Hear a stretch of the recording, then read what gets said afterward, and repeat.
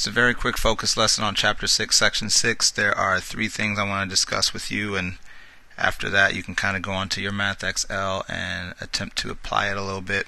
There are some difficult questions on it, but we'll talk about it in class, and as I said, you have the question assistance and all that, so make sure you start trying to use those assistance points to help you out. On number 7, they're asking us to determine whether an ordered pair is a solution to a given system. And so looking at this, we have y is greater than 2x plus 4, and we have y is less than 3x plus 7. In order for this to be a solution, it's not just that it can only be true for one, it must be true for both. So in other words, we have to test both of these things here, keeping in mind that this is in alphabetical order. It means that this is my x and that is my y. And so what I have to do now is plug in the information. Instead of y, I'm going to put 12 is greater than 2 times, well, x would be 2 plus 4. That means that 12 is greater than 4 plus 4, and if you simplify that side, that means that 12 is greater than 8. That is a true statement.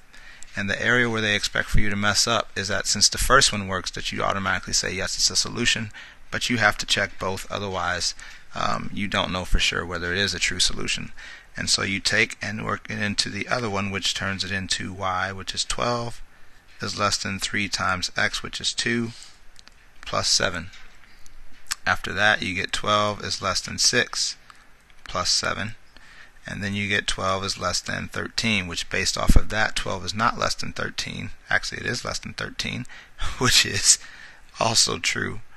And because of that situation, you end up with the answer yes. Now keep in mind it has to be true on both of them in order for it to be yes. You can't just check one and say yes, you have to check both. Both of these have to work. If this was true and that was false, it would be no. If this was true and that was false, it would be no. So keep that in mind, because you are going to have to test a point with equalities or inequalities on the work you're doing today.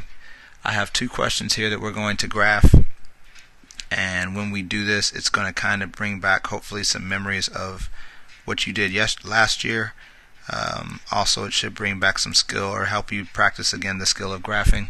This is not going to be the most important part of this unit, but it is important because if you don't know how to graph, you're going to have trouble later on in algebra. So looking at the first graph, it's in slope-intercept form because it starts with the y. Remember, whenever y is alone, this is my slope, that is my y-intercept.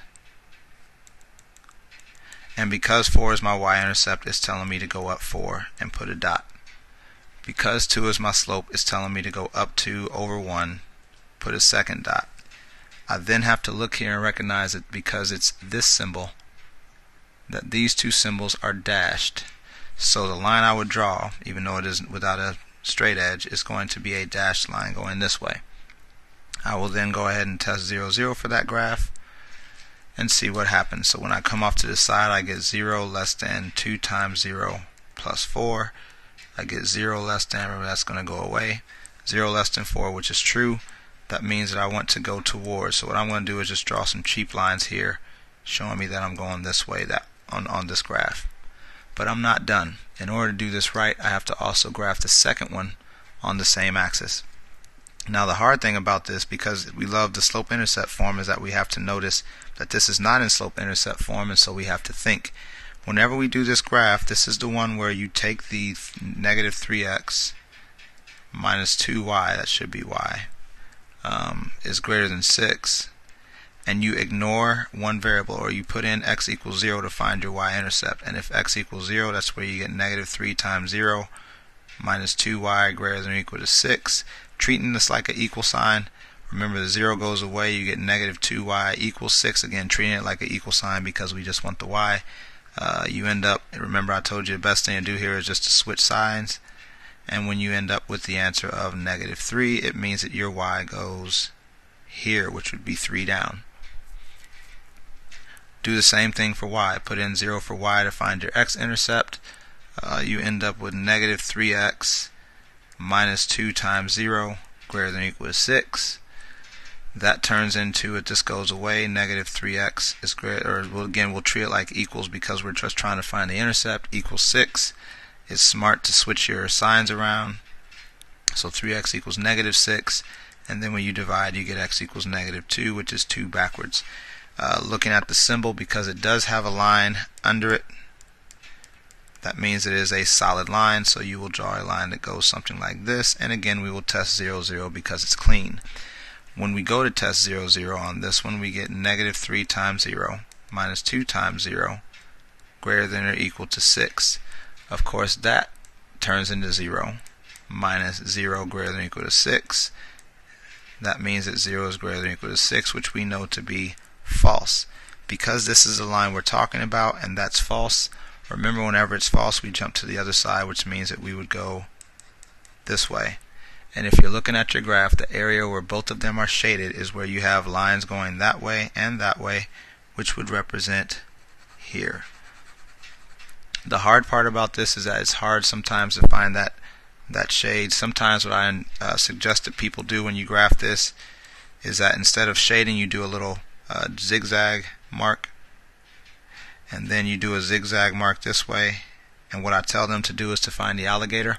Notice that if this was an alligator's mouth, it has no teeth on either side.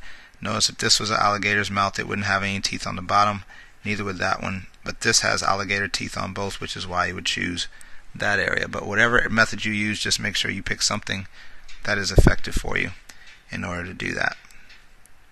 Number 13, although you can't see it, has y is greater than 1/4 x and y is less than or equal to -x plus 4.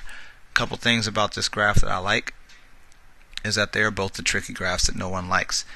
Going to graph this, keeping in mind that this is slope-intercept form, because y starts it, it's y equals mx plus b. This is your slope, and there is no y-intercept, which means your y-intercept is at 0.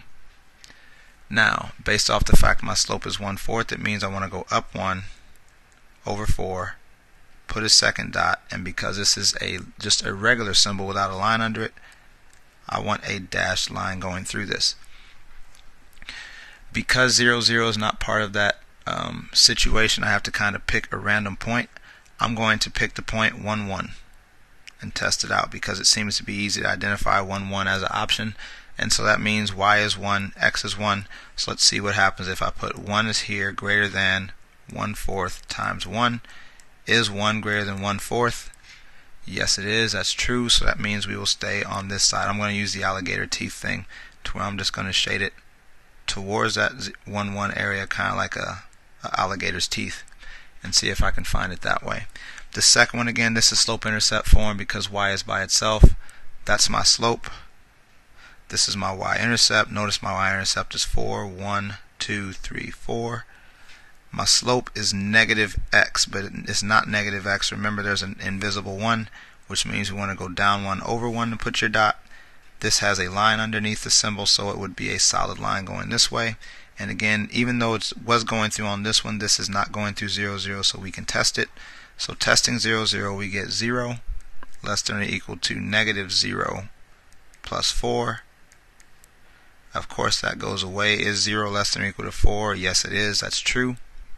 And so we will use the side towards 0, 0. And again, if you are looking for the alligator's mouth, it's not the top, it's not the right, it's not the bottom.